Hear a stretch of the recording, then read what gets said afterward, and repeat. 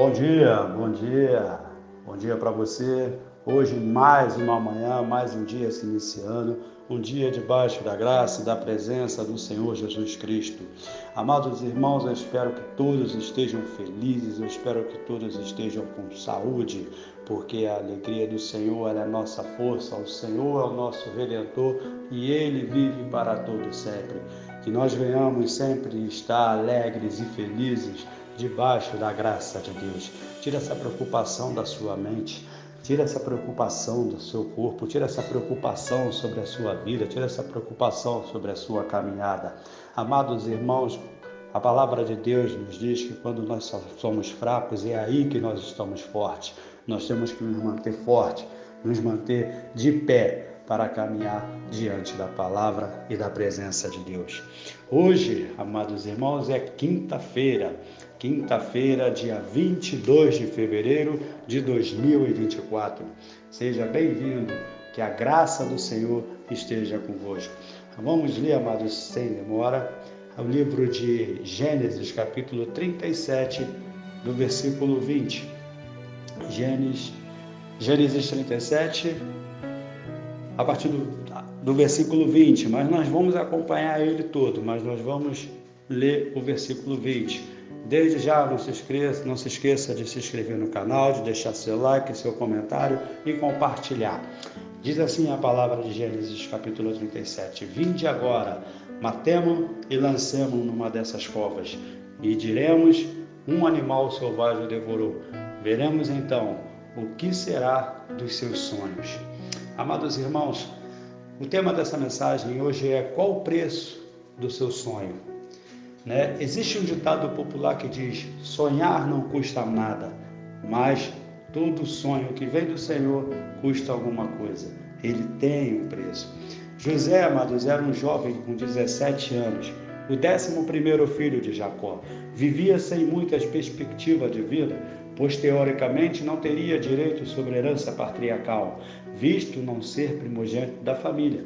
Teoricamente, amado, seria serviçal de seu irmão mais velho, Rúben. Todavia, teve 2 sonhos que alterou o rumo das coisas. O primeiro é que ele diz assim: estávamos nós atando molhos no campo, e eis que o meu molho levantando-se ficou de pé, e os vossos molhos o rodeavam e se inclinavam ao meu molho. E Jacó teve o segundo sonho que disse, Teve José o segundo sonho que disse, e o contou seu irmão dizendo, tive ainda outro sonho, e eis que o sol e a lua e 11 estrelas se inclinavam perante a mim.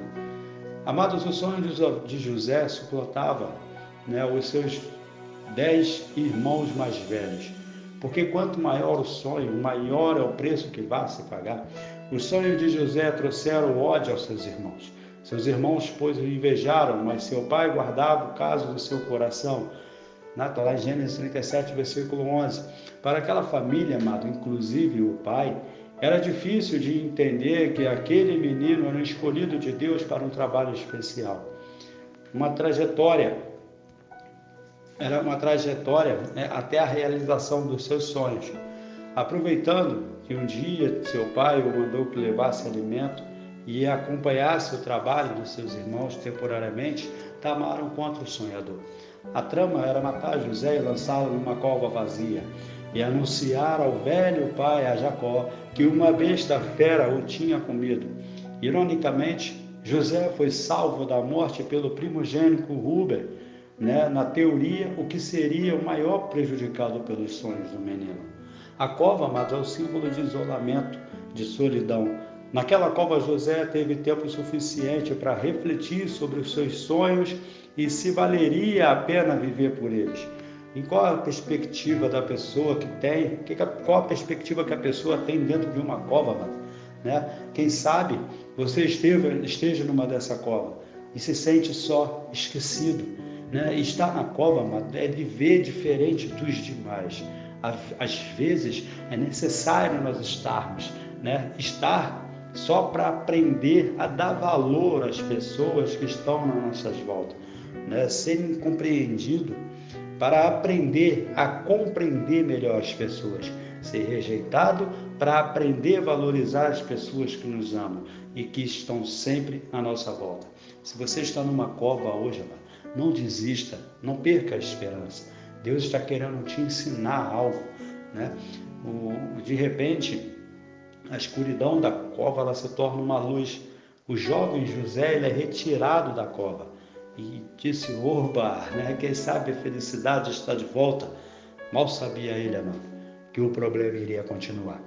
Ao passarem, os negociantes midianitas tiraram José alcançando numa cova e venderam-no por 20 ciclos de prata aos ismaelitas, e os quais levaram para o Egito. De garoto queridinho e mimado pelo seu pai, a escravo em questão de momentos. José foi vendido e os seus sonhos haviam se tornado pesadelo. Agora os jovens estavam na mão de tiranos, né? A sua história, a sua tradição familiar havia se perdido. A essa altura, nós podemos imaginar o que se passava na cabeça de José, na cabeça daquele jovem. Estes sonhos acabaram com a vida, né? Os sonhos que ele teve acabou com a vida dele. Assim como José, existem muitos em nossos dias que já abandonaram os seus sonhos. Já não acredita que os seus sonhos não são os sonhos de Deus. José creu que os seus sonhos eram espirituais, por isso permaneceu firme. E você tem que acreditar que isso não é um estado de permanência. Você não vai permanecer nesse estado que você está. É simplesmente Deus agindo para cumprir os seus sonhos, os sonhos dele na sua vida. Deus pagou um preço altíssimo por sonhar que a nossa redenção viria. Deus deu um único filho para morrer na cruz por amor de cada um de nós. Lá em João, capítulo 3, verso 16. Acredito, amado, que havia um questionamento no coração de José. E também existe um questionamento no coração de muitos, dizendo: aonde vai parar tudo isso? No Egito, José foi vendido a Potifar, um oficial graduado de Faraó. O interessante é que mesmo escravo em terra estranha, o Senhor era com ele, né? E viu o Senhor que Deus era com ele, e tudo que fazia prosperar em suas mãos, tudo quanto ele empreendia. Assim José achou graça aos olhos dele, e o servia de modo que fez um mordomo da sua casa, e entregou na sua mão tudo que tinha, desde o que pôs por mordomo da sua casa. E tudo o que ele tinha, o Senhor abençoou a casa do egípcio por amor de José. A bênção, amado, do Senhor estava sobre tudo que tinha, tanto na casa quanto no campo. Deus tinha propósito para José e também tem para todos os seus filhos. Estes propósitos são alcançados quando nós nos comportamos, né, como servos. Os caminhos de Deus não são os nossos, né?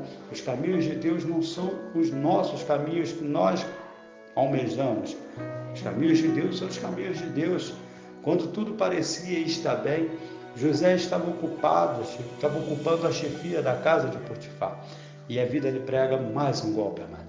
E aconteceu depois, lá em Gênesis 39:7, e aconteceu depois dessas coisas que a mulher do Senhor pôs os olhos em José e lhe disse: deita-te comigo. Mas o temor de Deus no coração de José. Havia esse temor de Deus no coração de José. Por isso não aceitou o assédio daquela prostituta, da mulher de Potifar. Então ela armou uma grande cilada para o servo de Deus. Meu Deus, quanta complicação na vida desse jovem. Será que a vida de José, o escolhido de Deus, seria marcada por tragédias? Potifar não quis nem mesmo apurar os fatos, ele simplesmente jogou José na prisão. Olha a situação desse jovem, e pensar que tudo começou depois de despretensiosos sonhos, né? Será que vale a pena sonhar, meu? Naquele momento José já pensava: ninguém gosta de mim, olha a situação em que eu me encontro. Amados, a pior coisa é ser caluniado sem chance de se defender-se, só mesmo com a ajuda divina para escapar disso. Toda ferramenta propagada contra ti não prosperará. Lá em Isaías 54:17. E toda língua que se levantará contra ti, em juízo tu a condenarás. Na prisão, amado, José pensou consigo mesmo: eu devo estar debaixo de alguma maldição. Não é possível que tudo isso, né, possa estar acontecendo comigo. mas era naquele lugar, sem nenhuma perspectiva de vida, é que Deus começou a trabalhar e agir na vida de José. Quando José não tinha mais nenhum referencial, é o que o Deus do impossível iria mudar a sua vida. O começo, amado, começou com 2 sonhos. De repente os sonhos viraram pesadelos. Mas agora Deus vai fazer os sonhos se tornarem reais. Este é o preço do seu sonho. Na prisão, amado, José conhece 2 figuras que eram funcionários de extrema confiança de Faraó, mas que haviam cometido erros e foram também parar na cadeia: o copeiro e o padeiro oficial do palácio. Esses funcionários também eram sonhadores e sonhavam, mas os sonhos ficaram sem que houvesse explicação. Já dentro dos planos de Deus, José interpreta sonhos, dando um final feliz a um e um trágico ao outro. E tal como José interpretou, aconteceu. O copeiro foi já restaurado e livre da prisão, já na porta da cadeia. Ouviu a voz de José. Quando ele se volta, José lhe faz um pedido: mas lembra-te de mim. Quando te for bem, usa-te, peço-te compaixão para comigo, e faze menção de mim a Faraó, tirar-me dessa casa, porque, na verdade, fui roubado da terra dos hebreus, e aqui também nada tenho feito para que me pudessem na masmorra. Em Gênesis 40, do capítulo 40, do 14 ao 15. É interessante, amado, que o copeiro, ele não se lembra de José por 2 longos anos. O copeiro-chefe, todavia, não se lembrou de José, porém, dele se esqueceu. Talvez, amado, você possa estar decepcionado com alguma coisa. Muitos são os ingratos na sua vida.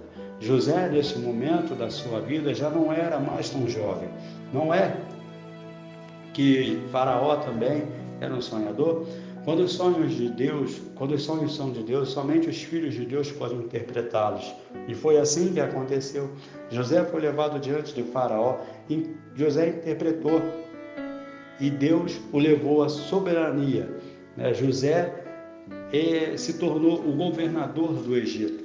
Deus exaltou diante dos seus acusadores e agora vai exaltá-lo diante daqueles que antes o haviam colocado em uma cova e depois vendido aos escravos. Então, amado, lá no Gênesis 40, 9, 10 diz: então se levantou José dos sonhos que tivera a respeito deles e lhe disse: vós sois espias e vieste para a nudez da terra. Responderam: não, meu Senhor, os teus servos vieram comprar mantimentos. Conclusão, meus amados, aceite de fato de que seus sonhos vão se cumprir. Deus está movendo para fazer cumprir. Aqueles mesmos irmãos que levaram José, jogaram numa cova e depois o venderam, são os mesmos que depois foram atrás de José e o viram governador do Egito. Então, se Deus tem um sonho na sua vida, ele vai se cumprir. Aguente todo o processo, suporte todo o processo, para você conseguir, amados, obter a vitória. Você tem que suportar o processo para viver o propósito de Deus na sua vida. Então não se preocupa, vive somente o processo. Passe por qualquer situação, mas você não vai passar sozinho. Esteja você aonde estiver, Deus está com você. Não importa a situação aonde você se encontra, Deus está com você. Você nunca vai estar sozinho. Deus está com você. Que Deus te abençoe. Reflita nessa mensagem. E não deixe de se inscrever no canal, deixar seu like, ativar o sininho, deixar seu comentário e compartilhar. Que Deus te abençoe, meu amado. Que Deus te abençoe, minha amada. Em nome de Jesus. Amém.